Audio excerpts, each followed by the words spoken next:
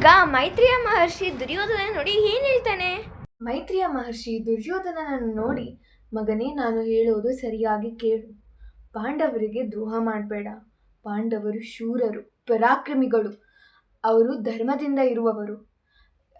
ವನವಾಸಕ್ಕೆ ಹೋಗುವಾಗ ದಾರಿಯಲ್ಲಿ ರಾತ್ರಿ ಸಮಯದಲ್ಲಿ ಭಯಂಕರವಾದ ರಾಕ್ಷಸ ತಡೆದಾಗ ಭೀಮ ತನ್ನ 1000 ಆನೆಗಳ ಬಲದಿಂದ ಒಂದೇ ಇಟಿಗೆ ಅವರನ್ನು ಸಂಹಾರ ಮಾಡಿದ್ದಾನೆ.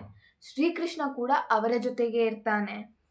ದ್ರುಪದ ಪುತ್ರರೆಲ್ಲ ಕೂಡ ಅವರಿಗೆ ಸಪೋರ್ಟ್ ಮಾಡ್ತಾರೆ. ಪಾಂಡವರ ಜೊತೆ ಶಾಂತಿಯಾಗಿರು ಅಂತ ಹೇಳ್ತಾನೆ. ಆದರೆ ದುರ್ಯೋಧನ ಮಾತ್ರ ಈ ಯಾವ ಮಾತನ್ನು ಲೆಕ್ಕಿಸದೆ ನಿರ್ಲಕ್ಷ್ಯದಿಂದ ಇರ್ತಾನೆ. ಅದಕ್ಕೆ ಮೈತ್ರಿಯ ಮಹರ್ಷಿ ಕೋಪದಿಂದ, ನನ್ನ ಮಾತನ್ನು ಲೆಕ್ಕಿಸದ ನೀನು ಕೂಡಲೇ ಅದಕ್ಕೆ ಪ್ರತಿಫಲ ಅನುಭವಿಸುತ್ತೀಯ. ಯುದ್ಧದಲ್ಲಿ ಬಲವಂತನಾದ ಭೀಮ ನಿನ್ನ ತೊಡೆಗಳನ್ನು ಸೀಳಾಕ್ತಾನೆ ಅಂತೂ ಶಾಪ ಕೊಡ್ತಾನೆ. ಇದನ್ನು ಕೇಳಿದ ಧೃತರಾಷ್ಟ್ರ ಮೈತ್ರಿಯ ಮಹರ್ಷಿಗೆ ತುಂಬ ಈ ಥರ ಆಗಬಾರ್ದು ಅಂತ ತುಂಬ ಬೇಡ್ಕೊಳ್ತಾನೆ. ಅದಕ್ಕೆ ಮಹರ್ಷಿ, ನಿನ್ನ ಮಗ ಪಾಂಡವರ ಜೊತೆ ಸ್ನೇಹದಿಂದ ಇದ್ರೆ ಮಾತ್ರ ಇದು ನಡೆಯಲ್ಲ, ಇಲ್ಲ ಅಂದರೆ ಇದು ನಡೆಯುತ್ತೆ ಅಂತ ಹೇಳಿ ಅಲ್ಲಿಂದ ಹೋಗ್ತಾನೆ.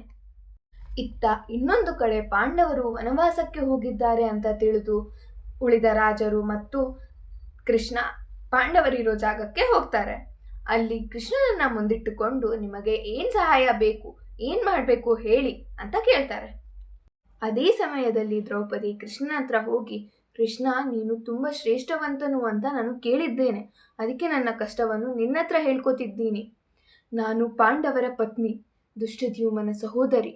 ಆದರೂ ಕೂಡ ನನ್ನಂಥ ಸ್ತ್ರೀನ ಸಭೆಯಲ್ಲಿ ಎಳೆದುಕೊಂಡು ಹೋಗಿ ಅವಮಾನಿಸುವುದು ಅಂದರೆ ಏನು? ಆ ಕೌರವರು ನನ್ನನ್ನು ದಾಸಿಯನ್ನಾಗಿ ಮಾಡಿಕೊಂಡಿದ್ದೇವೆ ಅಂತ ಎಷ್ಟೋ ನೀಚ ದೃಷ್ಟಿಯಲ್ಲಿ ನೋಡಿದ್ದಾರೆ. ಇದೆಲ್ಲ ನಡೀತಿರುವಾಗ ಭೀಮನ ಬಲ, ಅರ್ಜುನನ ಗಾಂಡೀವ ಎಲ್ಲೋಗಿತ್ತು ಅಂತ ಅಳುತ್ತಾ ಹೇಳ್ತಾಳೆ. ಆಗ ಶ್ರೀಕೃಷ್ಣ, ಅಮ್ಮ ದ್ರೌಪದಿ, ಚಿಂತಿಸಬೇಡ. ನಿನಗೆ ಅವಮಾನ ಮಾಡಿದವರ ಸಂಹಾರ ನಿನ್ನ ಗಂಡಂದಿರಿಂದನೇ ಆಗುತ್ತೆ. ಅವರು ಪತ್ನಿಯರು ಕೂಡ ನಿನ್ನಷ್ಟೇ ದುಃಖ ಪಡ್ತಾರೆ. ಇದು ನಾನು ನಿನಗೆ ಕೊಡ್ತಿರೋ ಮಾತು ಅಂತ ಅಂತಾನೆ. ಆಗ ಅರ್ಜುನ, ದ್ರೌಪದಿ ಚಿಂತಿಸಬೇಡ, ಕೃಷ್ಣ ಏನು ಹೇಳಿದ್ರು ಅದು ನಡೆಯುತ್ತೆ ಅಂತ ಅಂತಾನೆ.